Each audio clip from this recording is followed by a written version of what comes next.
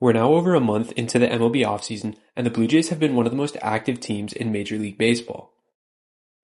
Entering the winter, Toronto had three clear priorities: adding starting pitching depth, bolstering the bullpen with a reliable late-inning reliever, and acquiring a top-of-the-order bat. With the pitching additions of Dylan Cease, Cody Ponce, and Tyler Rogers, the front office has already checked off two of those three boxes. That leaves one major goal still on the to-do list: adding an impact bat to the top of the lineup. The good news for Ross Atkins is that the Jays' two best options remain available, as Toronto appears poised to land either Kyle Tucker or Bichette to round out the 2026 lineup. So today, I'll take a closer look at both players and explain which one I'd personally like to see the Jays sign this offseason. We'll start off today's video with Bichette, a player Blue Jays fans know very well. Bo's value is primarily driven by his bat, as he's developed into one of the best contact hitters in baseball, leading the American League in hits twice. He's also shown great consistency at the plate, posting a WRC plus above 120 and an OPS north of 800 in every season since his call-up, with the lone exception being 2024, a year largely derailed by injuries.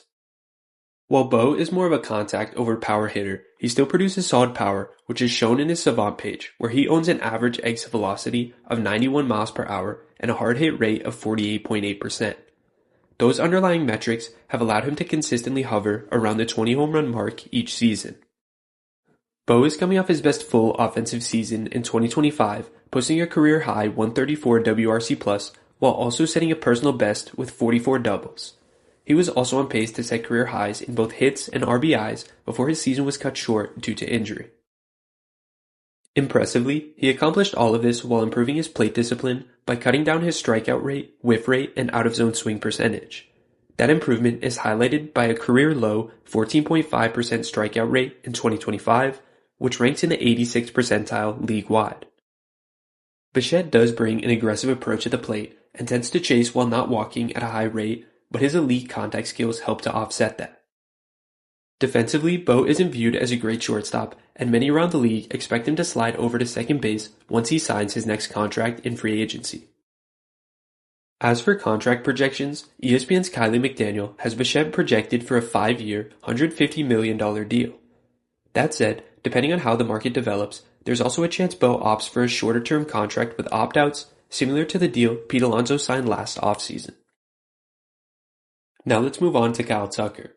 Since earning consistent playing time in 2020, Tucker has developed into one of the better corner outfielders in all of baseball.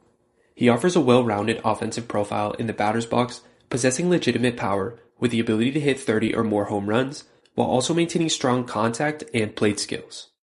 Tucker has proven to be one of the most disciplined hitters in the league, posting a 14.7% strikeout rate and a 14.6% walk rate this season, while rarely chasing or whiffing. He's also a legitimate threat on the bases, typically stealing 25 to 30 bags per year, and grades out roughly as a league average defender or slightly below average in the corner outfield. His underlying batted ball metrics have remained consistent over time, though it's worth noting that both his exit velocity and hard hit rate dipped slightly in 2025. That decline likely stems from the fractured hand injury he played through from June through the end of the season. In 2025, Tucker posted a slash line of a .266 average, a .377 on-base percentage, and a .464 slug, along with a .136 WRC plus, 22 home runs, and 25 stolen bases.